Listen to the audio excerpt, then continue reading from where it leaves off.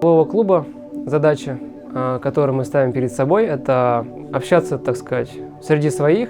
Здесь, работая с проверенными людьми, мы получаем контакты нужных нам людей по приемлемым ценам. Собственно, одно из направлений бизнес-клуба – это собрать пул предпринимателей, которые готовы помогать и быть взаимовыгодными.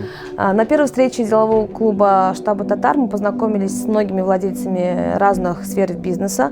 Я думаю, что это было для всех полезно. Мы обменялись контактами, кто-то уже кому-то помог, и мы скооперировались. На данный момент уже вторая встреча. Я вижу, что много народу заинтересованных, люди общаются, интересуются, знакомятся. И я думаю, что мы будем друг другу полезны. Надо развивать эту сферу, и я считаю, что у делового клуба «Татар» есть большое будущее. Если ты активный предприниматель, и тебе повезло, ты татарин, не забывай присоединяться к нашему деловому клубу.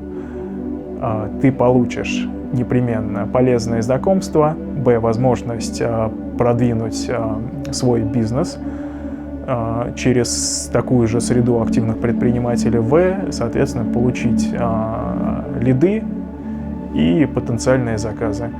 И когда есть некий круг людей, да, близкий, то так или иначе легче двигаться, короче говоря. То есть мы все сталкиваемся с примерно одними и теми же задачами, проблемами, и когда есть с кем это обсудить, с кем поделиться, какие-то варианты решения найти со стороны, это всегда помогает двигаться вперед, заряжает, мотивирует. Ребят, приходите чаще, спрашивайте, интересуйтесь, делитесь, и тогда будет вам счастье, будет всем нам. Мы получим большее количество информации, большее количество опыта. Так или иначе, только такие общения в рамках делового клуба могут позволить нам расти дальше. В первую очередь нетворкинг. Большое количество проблем, мелочных проблем по операционке, которые я решал самостоятельно или путем привлечения каких-то непроверенных компаний на аутсорс, нанимая каких-то сотрудников, всякий раз, как бы мы ни выпрямляли им KPI, как бы мы ни выстраивали систему мотивации, всегда возникали какие-то дополнительные риски, как и во всех сферах в любом бизнесе.